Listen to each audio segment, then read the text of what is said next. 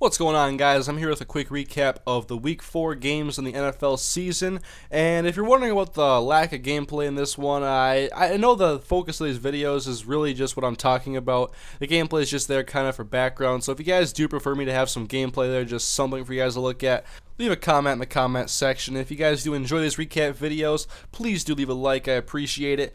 But looking into the games here, we'll start off. I did a recap video for the Thursday Night Football game with the Cleveland Browns and the Baltimore Ravens.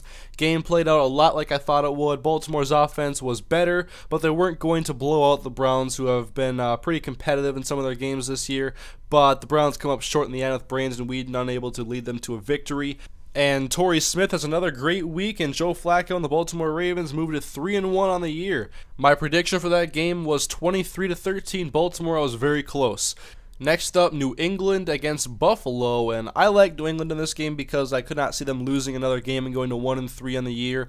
Buffalo has been an up and down team so far. I mean, they started off poor, played better in weeks 2 and 3, and of course they fell off this week, and Fitzpatrick threw a bunch of interceptions, and the Patriots rallied with like 42 or something in second half points. I forget how many it was exactly, but they win 52-28. I predicted 26-20, but obviously Belichick had other plans for the scoreboard.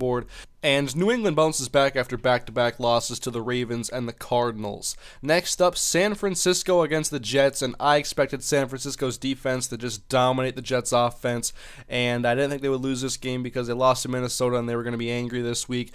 I predicted 23-10 though, and they go out and win 34-0, so it was a little bit more of a domination than I expected, but the 49ers get an easy victory on the road, and the Jets look like they're in major disarray right now, and I want to see how they do going forward, especially this Monday night against the Houston Texans. Next up, Seattle and St. Louis, and I debated this game a lot. Initially, I wanted to go with the St. Louis Rams, but I was like, how are they going to score against this team? I don't know how they're going to do it, but Seattle, they control the ball, they play good defense, they're going to win this game if Russell Wilson doesn't make turnovers, and he threw 3 picks, so there goes that. And the Rams got their points this week off 3 field goals, including a 60-yarder and a fake field goal touchdown pass from Hecker to Amendola.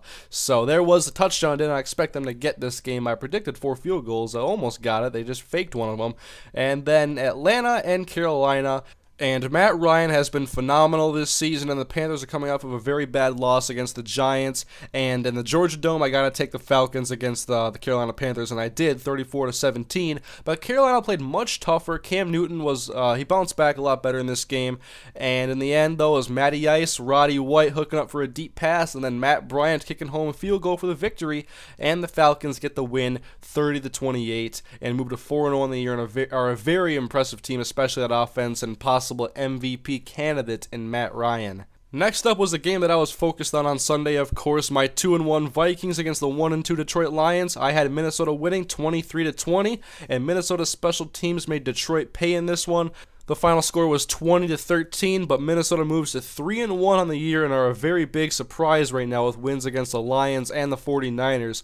But both defenses played pretty well in this game, but the special teams was the X factor for the Vikings. 2 touchdowns, Percy Harvin and Marcus Sherrills, and the Detroit offense struggled on offense and could not put enough points on the board. Calvin Johnson was held to under 60 yards receiving and no touchdowns, and that is a big part of why the Minnesota Vikings won. So up to that point, I was 5-1 so far, and then I had KC beating San Diego. I have not been on the San Diego bandwagon this year. I don't hate the team by any means, but I question their offense. I have not questioned their defense, but KC, I did not expect them to have this many turnovers in this game. They got off to such a slow start. It was too big of a hole to dig out from. They lost by 17 in this one, and I was wrong. KC at home, I love their offensive firepower potential, but Matt Castle is not the quarterback that's going to be a consistent threat for them if they're going to be a good team.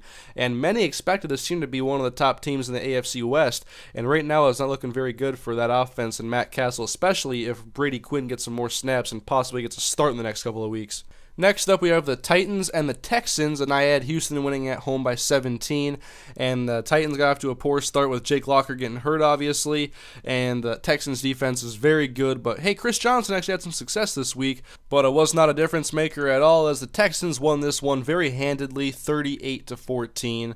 Next up, we have Cincinnati at Jacksonville, and this is the last time I picked the Jaguars in an upset. I mean, I can't keep assuming that Blaine Gabbert can have that success he had in Week 1 against my Vikings. I thought that he was better this year, but, I mean, Blackman's done nothing. Robinson's been inconsistent with his health. Cecil Shorts only catches deep touchdown passes, and so I don't know what you can count on for this team because not even Maurice Jones-Drew played well this week after I expected him to carry this team to a victory, and so A.J. Green, he's too dominant, and the Bengals got the victory in this one, 27-10. No more picking the Jags in an upset for me, I guess. Next up, Denver at Oakland. This one was very one-sided. I expected it to be a little bit more competitive, but Peyton Manning shredded that defense like I thought he would, and the Oakland offense never got going. A very lopsided game, 37-6 in Denver, and that's really all I have to say about this game. I mean, Peyton Manning played very well, and the Raiders couldn't do a thing.